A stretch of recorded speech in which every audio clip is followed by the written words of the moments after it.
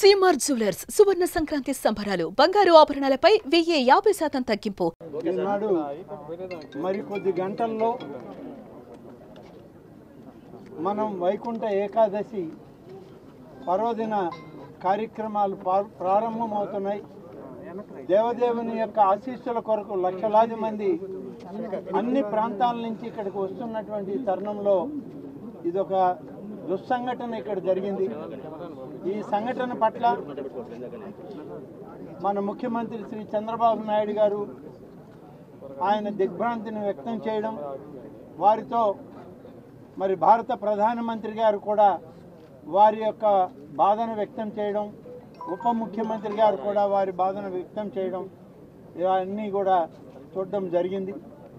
ఈరోజు ఈ సంఘటన ఎలా జరిగింది అనేటువంటిది ఆ విచారణ, దాని నివేదికలు తర్వాత పరిశీలన చేయడం జరుగుతుంది. ముందు గాయాల పాలైనటువంటి వ్యక్తులకి మంచి మెరుగైన చికిత్స ఇవ్వాలన్నదే ప్రభుత్వం యొక్క లక్ష్యం. ముఖ్యమంత్రి గారి ఆదేశాలు కూడా అలాగే ఉన్నాయి. దాదాపు ఇప్పుడు చనిపోయినటువంటి కుటుంబాల్లో ఏ విధంగా అయితే వాళ్ళకి నష్టం జరిగిందో ఆ నష్టాన్ని మనుషులనైతే తీసుకురాలేదు, కానీ ప్రభుత్వం ఆ కుటుంబాలను ఆదుకోవాలని చేసే ప్రయత్నంలో ఇప్పుడే మా రెవెన్యూ మంత్రి గారు ముఖ్యమంత్రి గారి ఆలోచనని ప్రకటించడం జరిగింది. ప్రతి చనిపోయినటువంటి వ్యక్తి కుటుంబానికి 25 లక్షల రూపాయలు ఎక్స్ గ్రేషియా కింద ఆ కుటుంబానికి చేర్చడానికి ఏర్పాట్లు చేయడం జరుగుతుంది.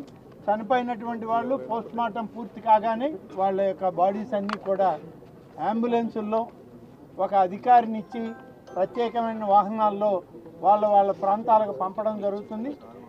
ఆంధ్రప్రదేశ్ రాష్ట్రంలో ఉన్నటువంటి వీళ్ళందరూ కూడా ఇంచుమించుగా 1-2 జిల్లాల నుంచి, విశాఖపట్నం, అనకాపల్లి ఆ ప్రాంతాల నుంచి ఉన్నారు. కాబట్టి ఆ జిల్లా కలెక్టర్లకు కూడా రెవెన్యూ మంత్రి గారు ఆదేశాలు ఇచ్చారు. అక్కడ కూడా ఉండి ఈ కుటుంబాలకి మరి అన్ని విధాలుగా తోడుగా ఉండాలని చెప్పి అక్కడ మా శాసనసభ్యులకి, మంత్రులకి అందరికి కూడా ఇప్పటికే ఆదేశాలు పంపడం జరిగింది. ఈ సమస్య ఎలా వచ్చింది ఏంది అనేటువంటి దాని మీద సమన్వయ లోపమా లేకుంటే ఏదైనా తొందరపాటు చర్య జరిగిందా అనేది విచారణ నివేదిక రాగానే దాని మీద సరైనటువంటి చర్యలు తీసుకుంటామనేటువంటి మాట ఇవాళ ప్రభుత్వం ఈ సందర్భంగా తెలియజేస్తుంది.